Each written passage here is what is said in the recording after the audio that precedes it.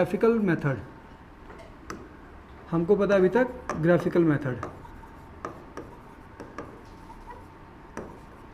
सो मतलब अभी जो हम लोग सॉल्यूशन करेंगे वो सॉल्यूशन फाइंड करने के लिए हम लोग ग्राफिकल मेथड का यूज़ करेंगे, और जो भी कंडीशन हमको गिवन है उस कंडीशन से हम लोग क्या करेंगे, इक्वेशंस बना लेंगे। ठीक है, तो जैसे यहाँ पे देखो क्वेश्चन नंबर फर्स्ट का सेकंड पार्ट का जो क्वेश्चन है वो बोल रहा है 5 pencil and 7 pen together cost 50 rupees. ठीक है, अब हमको ये नहीं पता कि एक पेंसिल की कॉस्ट कितनी है और एक पेन की कॉस्ट कितनी है, ये हमको नहीं पता। तो हमको दो चीज़ें चाहिए थी जो कि अननोन है। दो चीज़ें अननोन हमको सबसे पहले ढूंढना पड़ेगा ना कि क्या चीज़ें अननोन है। वेरिएबल तभी तो आएंगे, दो वेरिएबल चाहिए हमको, क्योंकि क्वेश्चन किसका है, pair of linear equation in two variable. So pair of linear equation in two variable. तो सबसे पहले हम लोग ये ढूंढते हैं ना कि वेरिएबल कौन से हैं, दो वेरिएबल कहाँ से आ रहे हैं हमारे। तो इन्होंने ये बोला हुआ है कि 5 pencil and 7 pen together cost ₹50। तो हम लोग क्या मानेंगे, let cost of 1 pencil equal to x मान लेते हैं। ठीक है, and cost of 1 pen equal to y मान लेते हैं। समझ में आ गया। अच्छा, अगर एक पेंसिल की कॉस्ट अगर x रुपीज़ है तो 5 पेंसिल की कॉस्ट कितनी हो जाएगी, 5x हो जाएगी। इसका मतलब क्या हो जाएगा, 5x प्लस, और बताओ अगर एक पेन की कॉस्ट y है तो 7 पेन की कॉस्ट कितनी हो जाएगी, 7y। तो यहाँ पे क्या आ जाएगा, 7y। और अभी कंडीशन क्या बोला उन्होंने, 5 pencil and 7 pen together cost 50 rupees. तो मतलब यहाँ पे क्या आ जाएगा, टोटल 50 रुपीज़ आ जाएगा। अभी ये समझ में आ गया। तो ये हो गई हमारी फर्स्ट इक्वेशन। ठीक है, नाउ नेक्स्ट पार्ट पे चलते हैं। क्या बोल रहा है ये, वेयर एज 7 पेंसिल्स, तो 7 पेंसिल्स की कॉस्ट कितनी हो जाएगी, 7 इंटू एक्स, तो 7x, एंड 5 पेन्स, तो 5 पेन की 5y equals to together cost 46 rupees. तो ये आ जाएगा 46। ये हमारी सेकेंड इक्वेशन बन गई। आ रही बात समझ में। और अभी हमारे पास मेथड कौन सा आ रखा है, सिर्फ और सिर्फ ग्राफिकल मेथड। तो हम लोग ग्राफिकल मेथड में फ्रॉम इक्वेशन नंबर 1, फर्स्ट वाली इक्वेशन से, फर्स्ट वाली इक्वेशन क्या है, 5x plus 7y equal to 50, इससे हम लोग एक टेबल बना लेंगे। और एक लाइन ड्रॉ करने के लिए मिनिमम कितने पॉइंट्स चाहिए, 2। आपको नींद आ रही है नहीं, एक लाइन बनाने के लिए कितने मिनिमम पॉइंट्स चाहिए, 2 पॉइंट्स चाहिए ना। सो यहाँ पे आ गया x और यहाँ पे आ गया y, फर्स्ट पॉइंट यहाँ पे, सेकंड पॉइंट यहाँ पे आने वाला है। हम लोग क्या कर रहे हैं, सबसे पहली चीज़ क्या, लेट x इक्वल टू 0। ठीक है, तो x इक्वल टू हमने 0 रख लिया, तो ये आ गया x इक्वल टू 0। वैसे अगर हम लोग क्या ऐसी कौन सी वैल्यू रखें कि हमारे पास पूरा होल नंबर में आए वैल्यूज़। यहाँ पे अगर हम लोग x की वैल्यू अगर 3 रखेंगे ना, तो 3 5 या 15 होगा, और 15 से 15 को माइनस करोगे तो कितना आ जाएगा, 35, और 35 को आप 7 से डिवाइड करोगे तो 3 आ जाएगी वैल्यू, मतलब 5 आ जाएगी। ठीक है ना, तो इसका मतलब x की वैल्यू को अगर हम लोग 3 रखते हैं तो हमारे पास कंप्लीट नंबर्स आने वाले हैं, है ना।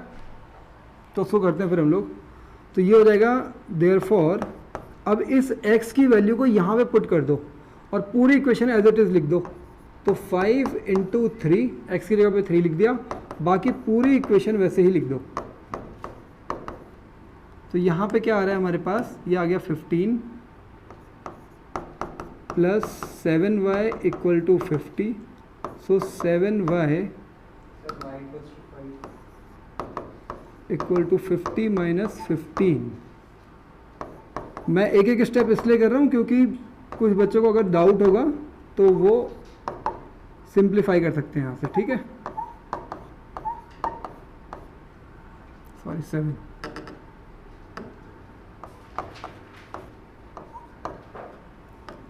सो y इक्वल्स टू 7, सॉरी 5। अभी समझ में आ गया कि अगर हमने x की वैल्यू को 3 रखा हुआ है तो y की वैल्यू आ रही है 5। ये समझ में आ गया अभी तक? ठीक है, नेक्स्ट आगे बढ़ते हैं जरा। अब बताओ हम लोग नेक्स्ट x की वैल्यू क्या रखें कि थोड़ा सिंप्लीफाइड इक्वेशन बने हमारे पास। हम लोग इसको अगर y की वैल्यू अगर 0 रख दें, ये भी बढ़िया है कि लेट y इक्वल टू 0। अगर हम लोग y को 0 कर देते हैं तो फिर ये 0 यहाँ से यहाँ पे जाएगा, मतलब 50 डिवाइडेड बाई 5 हो जाएगा और x की वैल्यू 10 आने वाली है फिर। ठीक है, तो पूरी इक्वेशन एज इट इज़ यहाँ पे कॉपी करो और सिर्फ क्या करो, y की जगह पे 0 पुट कर दो। तो ये क्या हो जाएगा, 5x प्लस 0 इक्वल टू 50। इसका मतलब कि 5x equal to 50, then x equals to 50 upon 5, it gives value of x as 10। तो y की वैल्यू हमने 0 पुट की थी तो x की वैल्यू 10 आ गई। ये सफिशिएंट है हमारे लिए फिर। ठीक है, नाउ अब हमारे पास दूसरा क्या है, from equation number 2, from equation number 2, from equation 2। और सेकेंड इक्वेशन क्या है हमारे पास, 7x plus 5y equal to 46।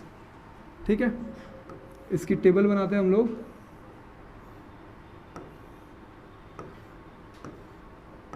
x and y, हाँ बताओ ज़रा कि इसकी क्या वैल्यू रखें हम लोग कि हमारे पास आंसर थोड़ा सिंप्लीफाई करके आ जाए। क्या, x की वैल्यू 3, सो 21। बढ़िया, बहुत बढ़िया। सो हम लोग इसको लिखेंगे let x equals to 3। x की वैल्यू को हम लोग अगर 3 माने तो क्या आ जाएगा, 7 into 3 plus 5y equal to 46। और यहाँ पे आ गया आपका 21 प्लस 5y इक्वल टू 46। इसका मतलब हुआ तुम्हारा 5y equals to 46 minus 21। So 5y equal to कितना आ रहा है, 25। Then y equals to 25 upon 5। सही आ रहा है अभी तक? ये 25 आएगा, 15 आएगा, 25, ठीक तो है? हाँ सही है। सो y की वैल्यू कितनी आ रही है, 5 आ रही है। सो x की वैल्यू जब हमने 3 रखी है तो y की वैल्यू कितनी आ रही है, 5 आ रही है। और बताओ और कुछ, y की वैल्यू को अगर हम लोग 5 रख लें तो y की वैल्यू तो 5 आ गई ना, तो सेम वही पॉइंट आएगा। अगर आप y की वैल्यू को यहाँ पे अगर 5 रख के करोगे ना तो सेम यही पॉइंट आ जाएगा दोबारा।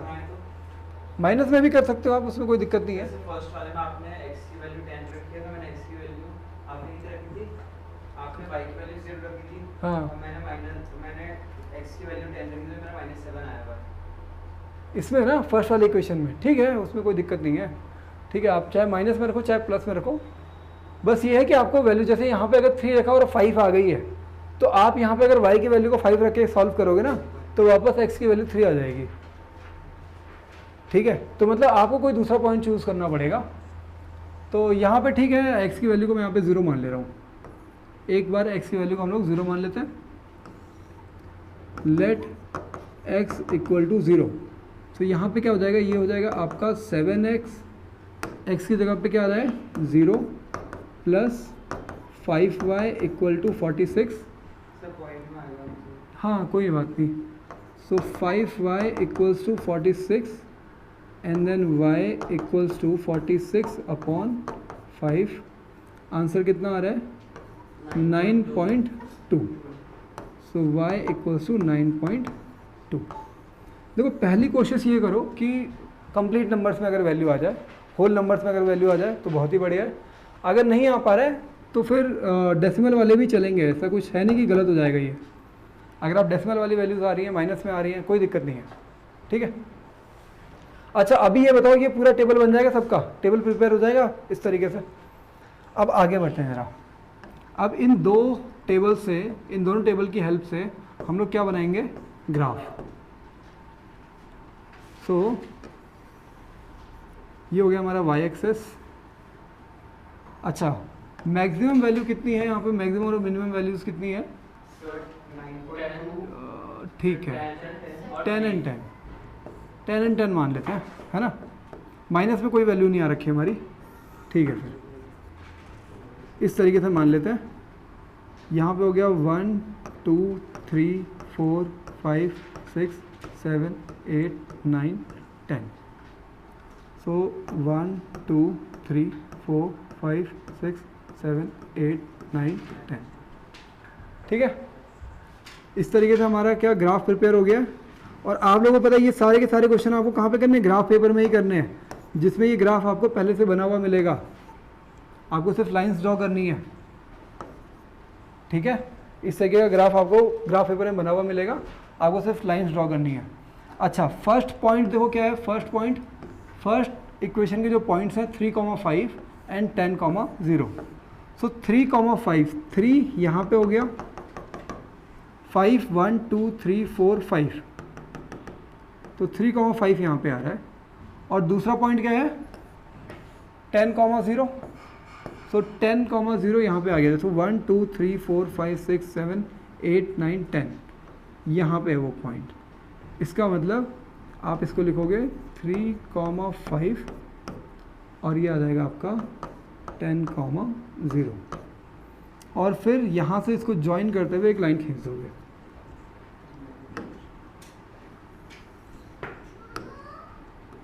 ये, ठीक है। और ये वो लाइन हो गई जो हमको चाहिए।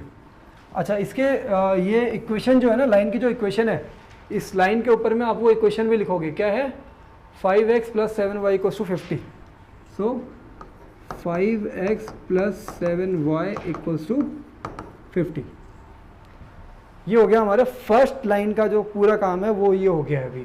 अब हम लोग जरा सेकंड लाइन को देखते हैं। तो सेकंड लाइन का फर्स्ट पॉइंट है 3,5, अरे 3,5 पे तो शायद सॉल्यूशन आ रहा है इसका। ये सेकंड लाइन का भी जो फर्स्ट पॉइंट है वो यही है 3,5, ठीक है। और सेकंड पॉइंट क्या है 0,9.2। सो 0,9.2 का मतलब क्या हो गया, देखो 1 2 3 4 5 6 7 8 9 और 9.2 इज समवेयर अराउंड हियर। इसका मतलब 0,9.2, ठीक है। इस तरीके से अगर आप इसकी लाइन ड्रॉ करोगे तो ये कुछ इस तरीके से आएगा। ये समझ में आ रहा है अभी सबको कि सॉल्यूशन कैसे बनना है ये, ठीक है। दोनों लाइन सही अभी। अच्छा सबको समझ में आ गई ये चीज़ अभी तक। एक लाइन को मैंने इस तरीके से ड्रॉ कर दिया है कलर चेंज करके, और एक का कलर ये कर दिया है, ठीक है। अब यहाँ पे ये दोनों लाइंस क्या कर रही हैं, क्रॉस कर रही हैं, तो मतलब यहाँ पे इसका क्या आ गया, सॉल्यूशन आ गया। क्या क्या चीज़ें इंपॉर्टेंट थी भाई, जो भी आप पॉइंट ड्रॉ कर रहे हो। अच्छा दोबारा इस पूरे को ना हम लोग रिकॉल कर लेते हैं कि हमने स्टार्टिंग से क्या क्या किया है इसमें। देखो ग्राफिकल मेथड में सबसे पहला काम क्या होता है कि आप ये इक्वेशन फॉर्म कर पाओ, क्योंकि हमारे पास क्या है, pair of linear equation in 2 variable. So मतलब आपको 2 लीनियर इक्वेशन फॉर्म करनी है, ठीक है। तो जो भी गिवन कंडीशन है वहाँ से हमने क्या कर लिया, पेयर ऑफ लीनियर इक्वेशन हमने फॉर्म कर ली। अब उन पेयर ऑफ लीनियर इक्वेशन से, क्योंकि ग्राफिकल मेथड से सॉल्व करना है ना, तो हम लोगों को ये टेबल प्रिपेयर करनी पड़ेगी। और आपको मैंने क्या बताया कि एक लाइन अगर ड्रॉ करनी है तो उस लाइन को ड्रॉ करने के लिए मिनिमम रिक्वायर्ड पॉइंट्स कितने होने चाहिए, 2 पॉइंट्स होने चाहिए। तो इस इक्वेशन के भी हमने 2 पॉइंट निकाल लिए और इस लीनियर इक्वेशन के भी हमने 2 पॉइंट निकाल लिए। अब उन दोनों पॉइंट को जब आप ग्राफ में रिप्रेजेंट करोगे ना, तो मेंशन भी करना है, जैसे जो भी पॉइंट यहाँ पे है तो कौन सा है 0,9.2, यहाँ पे क्या है 10,0, यहाँ पे क्या है 3,5, ठीक है। फिर उसके बाद उन पॉइंट्स को ज्वाइन करते हुए जब लाइन खींच रहे हो तो लाइन के ऊपर में क्या लिखोगे, उस लाइन की इक्वेशन। समझ में आ गया पूरा। और फिर जहाँ पे वो इंटरसेक्ट कर रहे हैं वहाँ पे आपका क्या आएगा, सॉल्यूशन। सबको समझ में आ गया ये पूरा है आपको, पक्का? नींद तो नहीं आ रही अभी? चलो ठीक है, फिर आप लोगों को पूरा समझ में आ गया। अभी तो नहीं इस वाले क्वेश्चन में डाउट आपको मुस्कान, इस वाले क्वेश्चन में अब तो डाउट नहीं है ना? चलो ठीक है, फिर हम लोग अभी आगे बढ़ते हैं। और है किसी को दूसरे क्वेश्चन में, किसी और क्वेश्चन में डाउट है? या अभी हम लोग सब्स्टिट्यूशन मेथड को समझ सकते हैं। अब देखो कल आपको ये जो एक्सरसाइज है ना 3.1, इसके सारे क्वेश्चंस करके लेकर के आने, सारे कर लिए? हाँ, तो सबने कर लिया ना इसको पूरा कंप्लीट? बहुत बढ़िया। आप लोगों ने किया? नहीं किया, क्यों? मतलब जिनको करके आना चाहिए बस वो लोग नहीं करके आ रहे। क्यों? देखो 2 या 3 क्वेश्चन किए आपने। अच्छा 2-3 क्वेश्चन भी नहीं किए? अच्छा बाकी कर लिए हैं, ठीक है। आपने भाई सेकंड वाला नहीं आया तो बाकी छोड़ दिए, ऐसा कुछ? फिर ये वाला, अच्छा सिर्फ सेकंड वाला ही किया है? वो उसमें भी कंफ्यूज है। दिखाओ जरा कहाँ किया था काम, जल्दी कॉपी पास करने जरा इनकी ना। आपने पूरा कर लिया? चलो ठीक है, फिर इसका मतलब कि मुझे फिर ये सब्स्टिट्यूशन मेथड थोड़ा कराना पड़ेगा ना, ताकि आप लोग कल काम करके लेकर के आओ। सब्स्टिट्यूशन मेथड करते हैं ज़रा, ठीक है? सब्स्टिट्यूशन मेथड के पहले स्टेप्स लिख लो।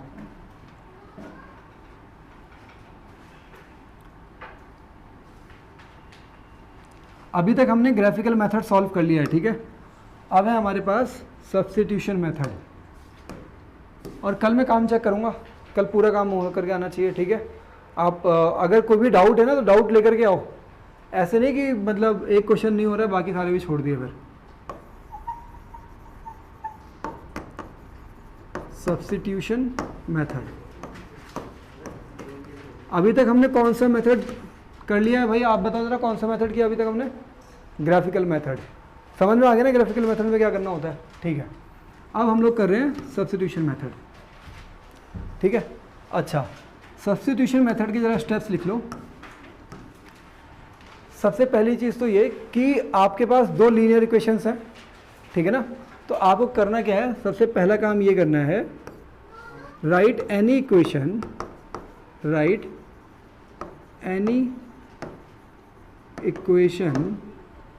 as expressing one variable in terms of other,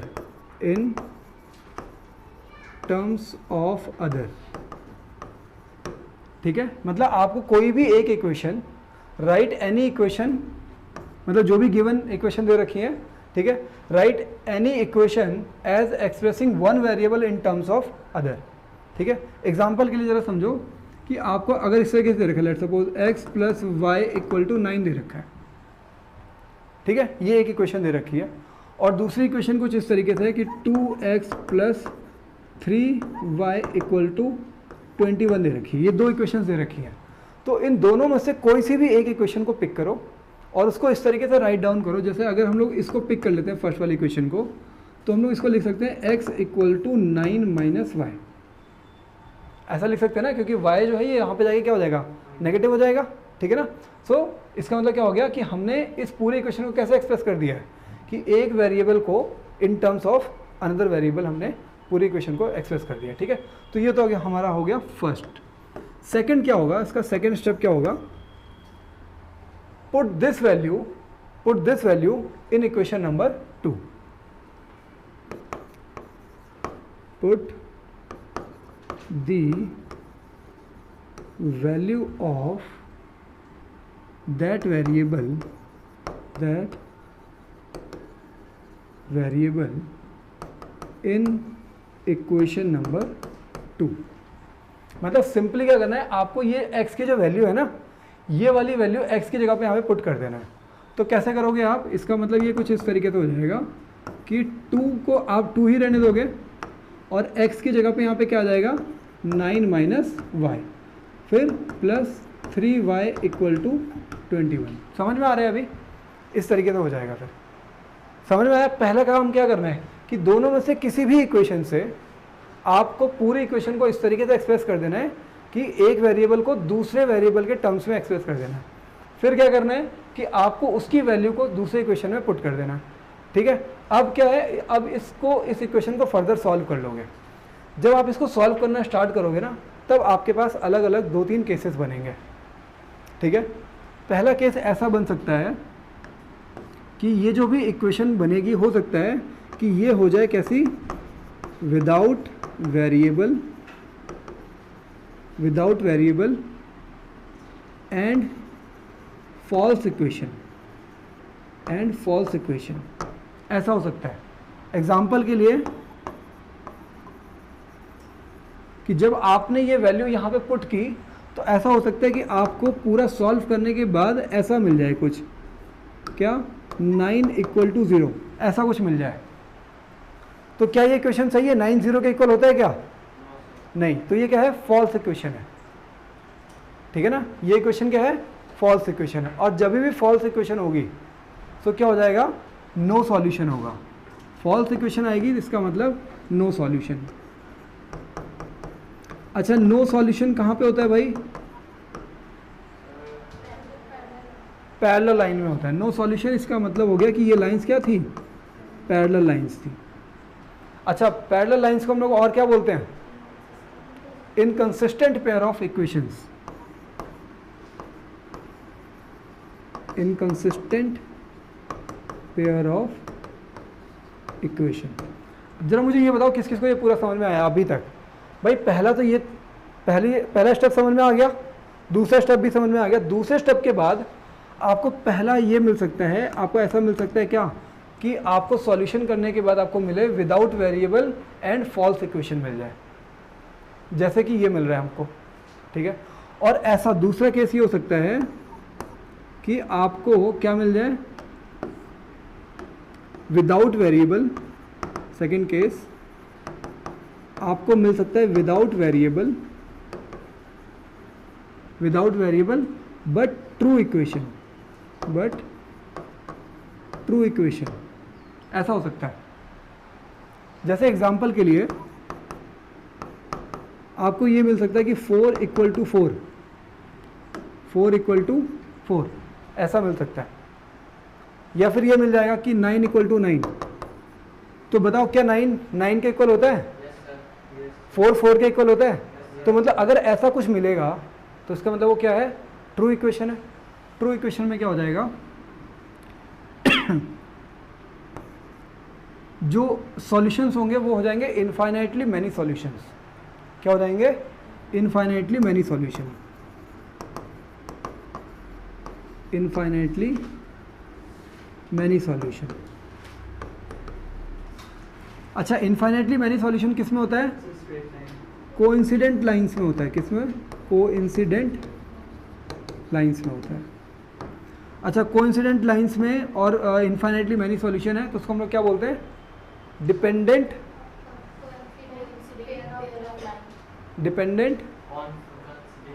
consistent. ठीक है, तो उसको बोलते हैं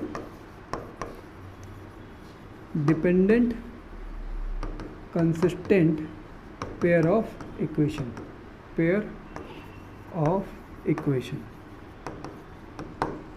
अच्छा, किस किस को समझ में आ गया अभी तक यहाँ तक? अगर किसी को डाउट है तो पूछो। यहाँ तक समझ में आ गया? तो 2 केस। तीसरा केस ऐसा हो सकता है कि यहाँ पे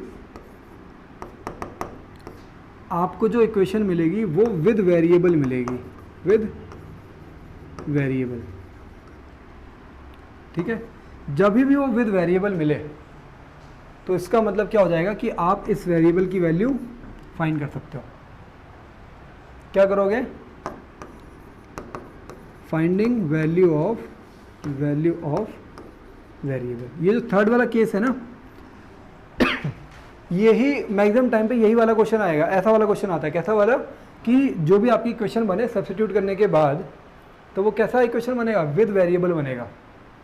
ठीक है, और जब भी ये वेरिएबल बनेगा, वेरिएबल वाला बनेगा, तो आप find the value of variable,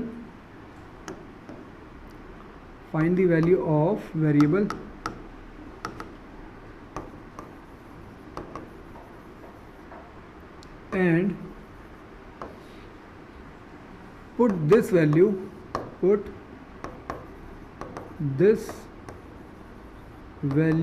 in any given equation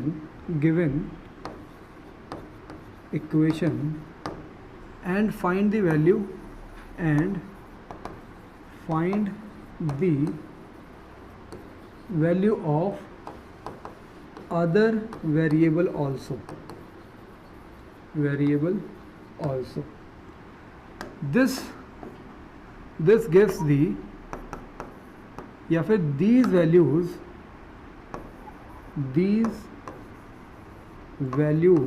of variables are the unique solution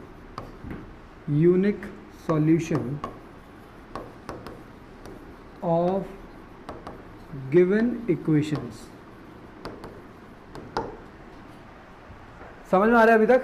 ठीक है, एक केस क्या हो गया? अच्छा, अगर ये यूनिक सॉल्यूशन है, इसका मतलब कि ये थर्ड वाला केस किस चीज़ का था? इंटरसेक्टिंग लाइंस का, इंटरसेक्टिंग लाइंस। और इंटरसेक्टिंग लाइंस में क्या होता है? One solution. और जब भी वन सॉल्यूशन है तो क्या है? Consistent pair of equation.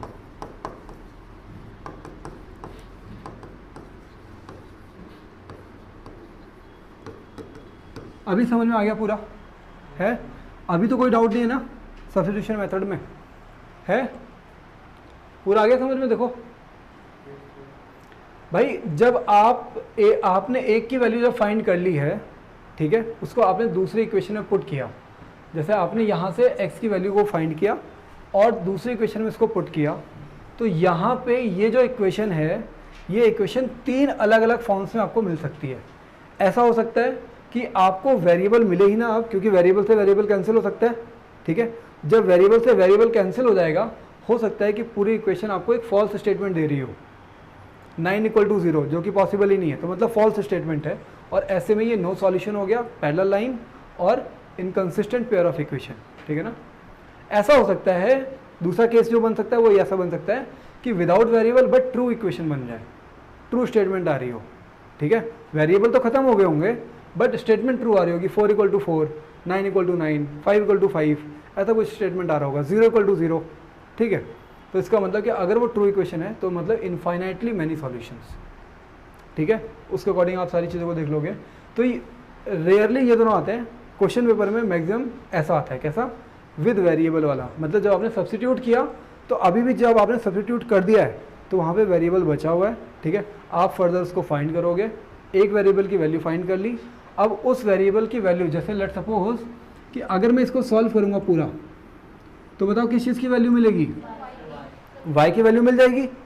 अब वो जो y की वैल्यू है उसको आप आइदर दिस इक्वेशन और दिस इक्वेशन, किसी भी इक्वेशन में पुट करके x की वैल्यू को निकाल दोगे। तो वो जो x और y की जो वैल्यूज अब आई हैं वो क्या है? सॉल्यूशन ऑफ द इक्वेशन है। समझ में आ रहा है अभी सबको? है? ठीक है, फिर तो एक क्वेश्चन जरा हम लोग इसको कर लेते हैं, टाइम है अभी? हाँ, सब्स्टिट्यूशन मेथड तो जल्दी हो जाता है। इसका एक क्वेश्चन लेते हैं हम लोग। एग्जाम्पल का ही क्वेश्चन ले रहे हैं। दो इक्वेशंस आपको जो गिवन है, एग्जाम्पल नंबर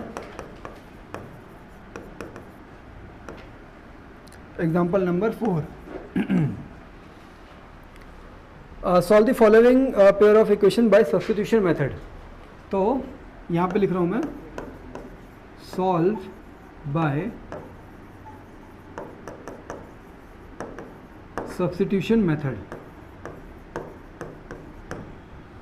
जो फर्स्ट इक्वेशन है वो है 7x - 15y = 2 and next is x + 2y = 3। समझ में आ रहा है अभी? ये दो इक्वेशंस हैं हमारे पास। पहला स्टेप क्या है भाई? दोनों इक्वेशंस में से किसी भी इक्वेशन को यूज़ करके हम लोग क्या कर देंगे? किसी एक वेरिएबल के टर्म्स में इक्वेशन को फाइंड कर देंगे। मुझे इजी लग रहा है सेकंड वाला। ठीक है, तो हम लोग, मैंने यहाँ से स्टार्ट कर रहा हूँ सॉल्यूशन। From equation number 2। ये फर्स्ट वाली इक्वेशन हो गई और ये इक्वेशन नंबर सेकंड हो गई। आप चाहे इससे किसी से फाइंड कर सकते हो, ठीक है। मुझे इजी लग रहा है कौन सा वाला, सेकंड वाला।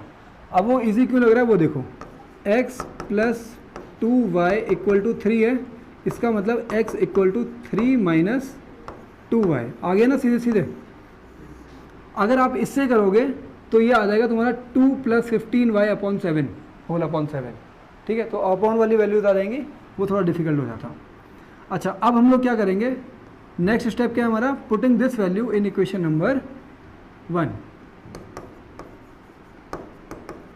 Putting this value in equation 1, ठीक है। इस वाली वैल्यू को हम लोग इक्वेशन नंबर 1 में पुट कर देते हैं। तो क्या आ रहा है ये 7, x की जगह पे क्या आ जाएगा 3 - 2y -15y = 2। फर्दर इसको सॉल्व करते हैं, 7 3 जा 21 -7 2 जा 14y -15y = 2। कितना आ रहा है 19/23, 29, ठीक है। तो यहाँ पे आ गया ये -29y = यहाँ पे चला जाएगा आपका -19 आएगा, क्योंकि ये वैल्यू यहाँ से यहाँ पे जाएगी तो माइनस हो जाएगा। तो 2 - 21 कितना आ रहा है -19 आ जाएगा। सो यहाँ पे y की वैल्यू आ रही है -19/-29, माइनस से माइनस कैंसिल हो गया और +29 क्यों, अरे भाई ये मल्टीप्लाई में है तो ये यहाँ से यहाँ पे जाएगा तो सीधे सीधे डिवाइड में रहेगा, वो माइनस से माइनस कैंसिल हो जाएगा और यहाँ पे आ गया आपका y = कितना आ गया 19/29, 19/29 आ गया। अब फर्दर इसको सॉल्व करते हैं ज़रा। अब इस वैल्यू को हम लोग कहाँ पुट कर देंगे, किसी भी एक इक्वेशन में पुट कर दो और x की वैल्यू को हम लोग निकाल लेंगे फिर, ठीक है। तो हम लोग इसकी वैल्यू हम लोग यहाँ पुट कर रहे हैं, putting this value in equation number 2, putting this value in equation number 2, ठीक है, सेकेंड वाली इक्वेशन में। सो ये x + 2, y की वैल्यू क्या है 19/29, ठीक है, आगे = 3 है। सॉल्व करेंगे सो x = कितना आ रहा है 19 2 जा कितना होता है 19 2 जा 38/29 = 3। ये वैल्यू यहाँ से वहाँ पे जाएगी तो 3 - 38/29। सो 29 3 जा 3 9 जा कितना होता है 27 का हमने लिखा 7, 2 किया कैरी, 3 2 जा 6 + 2 कितना हो गया 8। तो मतलब ये आ गया 87 - 38/29, 9 17 - 8 हो गया हमारा 9, फिर 7 - 3 कितना हो गया 49/29। किसकी वैल्यू आ रही है x की वैल्यू आ रही है। अभी समझ में आ गया पूरा, ठीक है। तो इस तरीके से होना था ये पूरा क्वेश्चन। अब जरा एक बार चेक कर लेते हैं क्या इनका आंसर यही आ रहा है, x = 49/29, y = 19/29, ठीक है।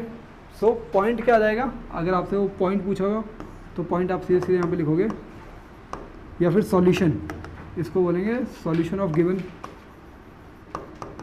सॉल्यूशन ऑफ गिवन लाइंस कितना हो गया 49/29, 19/29, 19/29।